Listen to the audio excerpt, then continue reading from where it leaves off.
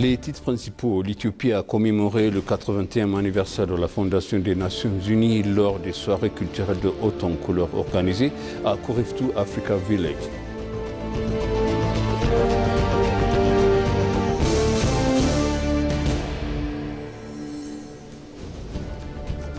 Un ouvrage intitulé L'art de la guerre contre-insurrectionnelle, écrit par l'ambassadeur Bacha Dabale, a été inauguré.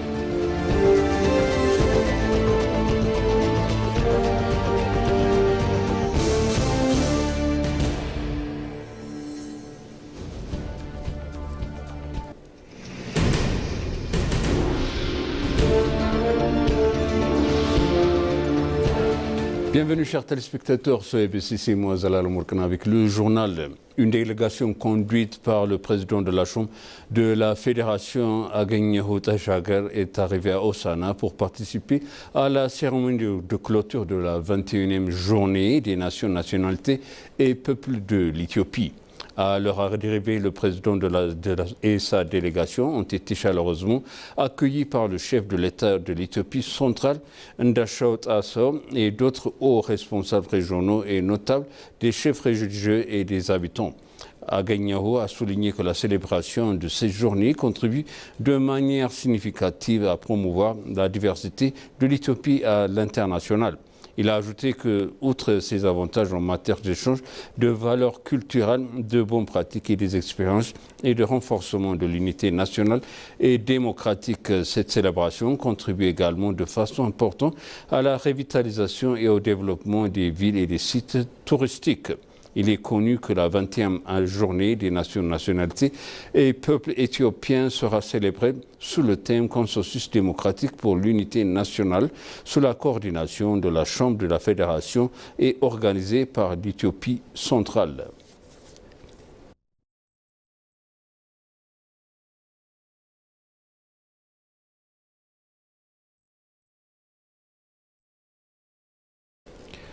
L'Éthiopie a commémoré le 80e anniversaire de la Fondation des Nations Unies et son rôle de membre fondateur lors d'une soirée culturelle aux couleurs organisée à Kuriftu African Village. L'événement organisé dans le cadre de la célébration du mois de l'Éthiopie a réuni des ambassadeurs, des chefs de mission adjoints, des ministres, des représentants d'organisations internationales et divers acteurs clés.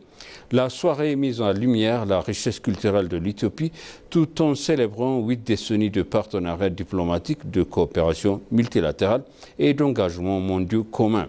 L'ambassadeur Nabiyou Tedla, directeur général de la diplomatie publique et au ministère des Affaires étrangères, a ouvert la cérémonie en se remerciant les diplomates et les partenariats qui ont rendu cette célébration possible. Dans son discours d'ouverture, le ministre des Affaires étrangères, Gideon Timotheos, a souhaité le bienvenu aux invités de marque et a souligné l'importance de la diplomatie culturelle pour renforcer des relations au-delà des cadres formes. Aboubakar Kampo, coordinateur résident et humanitaire des Nations Unies, a rendu un vibrant hommage à cette relation historique.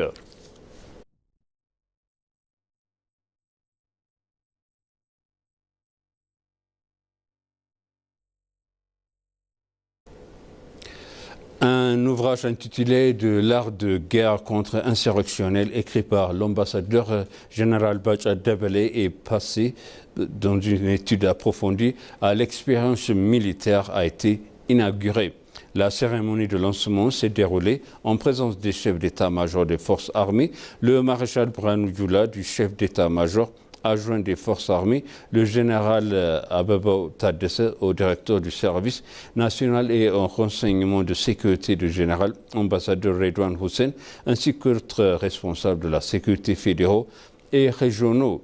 Dans un message prononcé à l'occasion, le maréchal Branou Djoula a souligné que l'Éthiopie disposait d'un manuel de contre-insurrection, mais que celui-ci n'avait pas été mis à jour. Il a ajouté que l'ouvrage « L'art de la guerre contre-insurrectionnelle » était une grande actualité et constituait un outil pédagogique précieux pour les chefs militaires. L'ambassadeur général Bacha a exprimé sa gratitude pour la mise en disposition de ce précieux ouvrage au lecteur, a rapporté Défense Online Media à Fana Digital. Il a été noté que le livre décrit le contexte et l'expérience de la guérilla et expérience internationale de contre-guérilla, les caractéristiques des groupes de guérilla et terroristes, la nature de la contre-guérilla et la préparation des forces de contre-guérilla.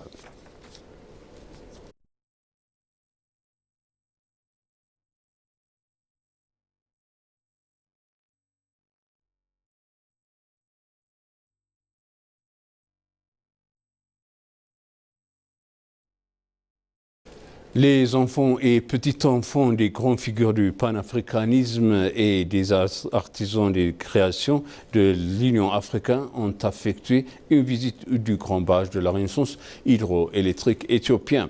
La délégation était composée d'Okitolola Lumumba, fils du Patrice Lumumba, Premier ministre de la République démocratique du Congo, de Kwame Thomas, le petit-fils de Kwame Nkrumah, premier président du Ghana, et Kochi Konda, fils de Kenneth Konda, premier président de la Zambie, de Delika Mandela, petite-fille de l'ancien président du Sud-Africain Nelson Mandela, ainsi que de Geoffrey Madaraka Nyerere, fils de Julius Nyerere, premier président de la Tanzanie. Les visiteurs ont qualifié le barrage de symbole majeur de l'autodétermination africaine et de preuve concrète de la volonté du continent de mettre en valeur ses propres ressources pour impulser son développement. Ils ont également affirmé que cet ouvrage renforce le statut de l'Éthiopie en tant qu'exemple continental de transformation de résilience et d'affirmation de souveraineté. La veille de la descente des figures du mouvement panafricain, avait visité le mémorial de la victoire d'Adwa ainsi que l'exposition permanente du musée des sciences. Il devrait découvrir d'autres projets de développement d'envergure dans les jours à venir.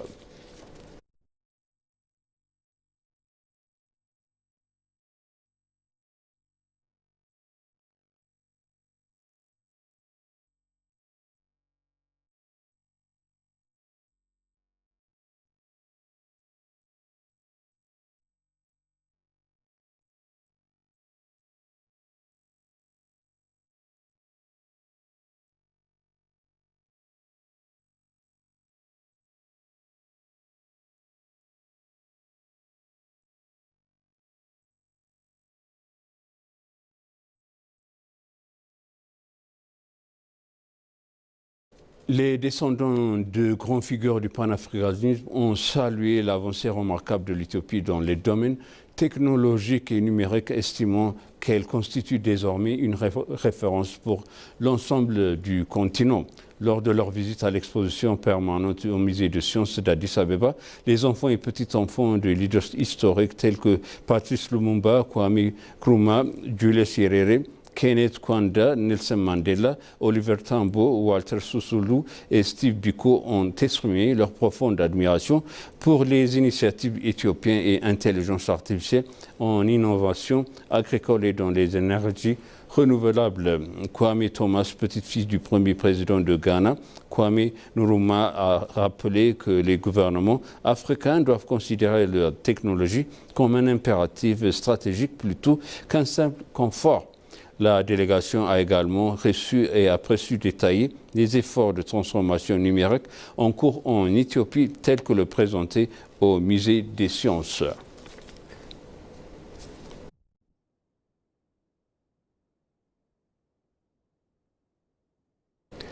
L'Éthiopie et la Finlande ont renouvelé leurs engagements envers une coopération bilatérale solide et durable, réaffirmant leur volonté de renforcer leurs liens politiques, économiques et développement à l'occasion de la célébration du 108e anniversaire de l'indépendance finlandaise organisée ici à Addis Abeba. Lors de la cérémonie, l'ambassadrice de Finlande en Éthiopie, Shinika Antila, a souligné la progression continue de la relation entre les deux pays, portée par une collaboration active dans les secteurs essentiels au développement. Elle a également mis en avant l'importance croissante des relations commerciales, rappelant que le Finlande est un pays fondé sur l'innovation et de la technologie. Elle s'est réjouie de la présence d'une grande entreprise finlandaise comme Nokia, Vesala, Niras Finland, venu marquer cette célébration. De son côté, l'ambassadeur Mouli Tarrekin, directeur général adjoint pour l'Europe et l'Amérique au ministère éthiopien des Affaires étrangères, a rappelé que les relations entre les deux nations reposent sur une tradition de respect mutuel et de coopération enracinée depuis les années 1950. Il a salué la multiplication des échanges politiques de haut niveau et des accords technologiques conclus au fil des décennies qui ont permis de consolider davantage leur partenariat.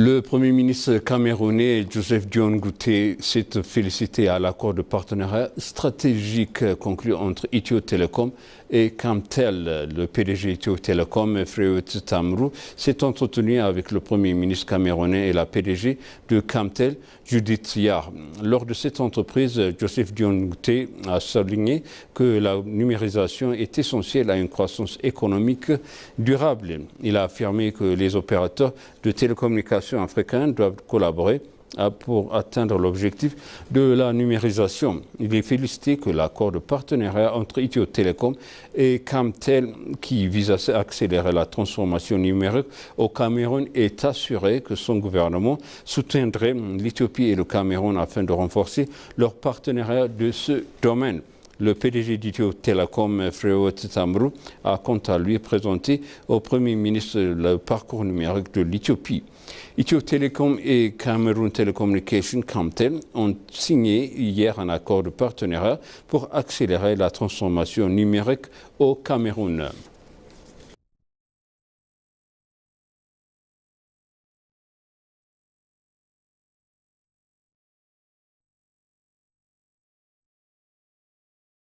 Et pour conclure, le journal, les entreprises éthiopiennes présentent activement leurs produits au Festival du café et du thé au Marrakech qui se tient à Marrakech au Maroc.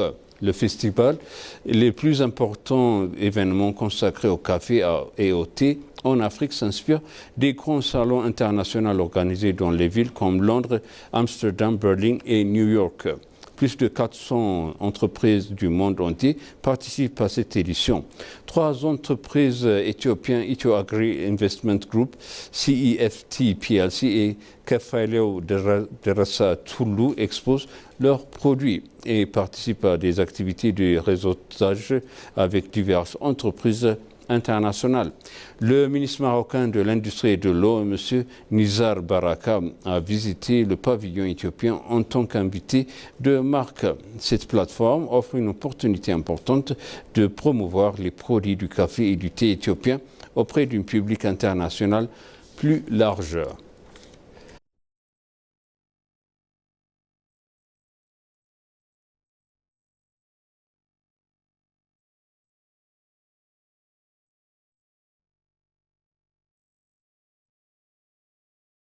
Et maintenant, je répète les titres principaux. L'Éthiopie a commémoré le 80e anniversaire de la Fondation des Nations Unies lors d'une soirée culturelle de haute en couleur organisée au Kristu African Village.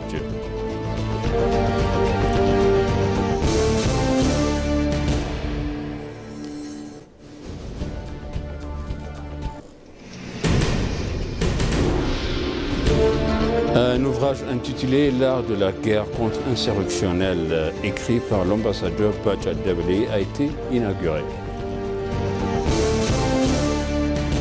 Chers téléspectateurs, ainsi s'achève le journal. C'était moi, Zalal Mourkana, avec vous et je vous souhaite une bonne suite de programme et bon week-end.